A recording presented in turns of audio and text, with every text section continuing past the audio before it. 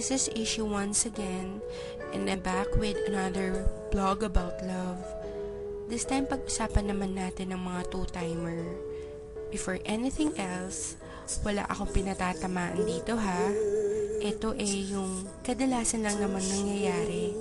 Reality kumbaga. Masarap mag two-time, di ba? Yung tipong dala-dalawa sila, tatlo-tatlo, minsan 10-10 pa nga eh. Pero minsan naisip ba natin kung anong epekto nito sa mga nasasaktan natin? Masarap mag two-time. Pag natapos ka sa isa, lilipat ka naman sa isa. Tapos sa iba naman hanggang sa magsawa ka. Tapos iiwan mo lang. Kasi may nakita kang mas gwapo o mas maganda sa kanya. Minsan pag nag-away kayo ng number 1 mo, damay-damay pati yung second, third, and so forth. Kawawa naman sila, no? Samantalang wala naman silang ginagawa sa'yo kung di ang intindihin ka at mahalin lang. Bakit nga kaya masarap mag two-time?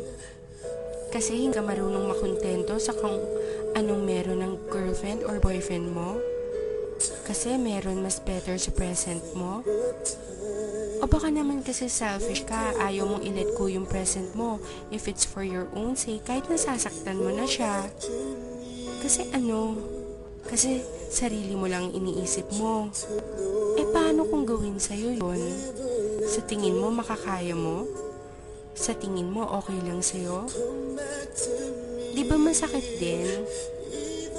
Tsaka, saka mo malalaman na mahal mo pala talaga siya pag may mahal na siyang iba.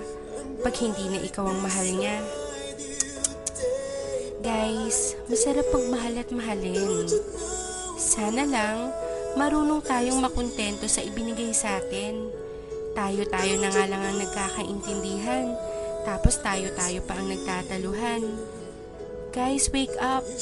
Mahalin yung mga girlfriends, boyfriends nyo. Be loyal.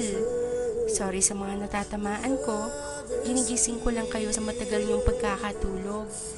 Baka kasi paggising nyo, wala na yung taong nagmamahal sa inyo ng totoo.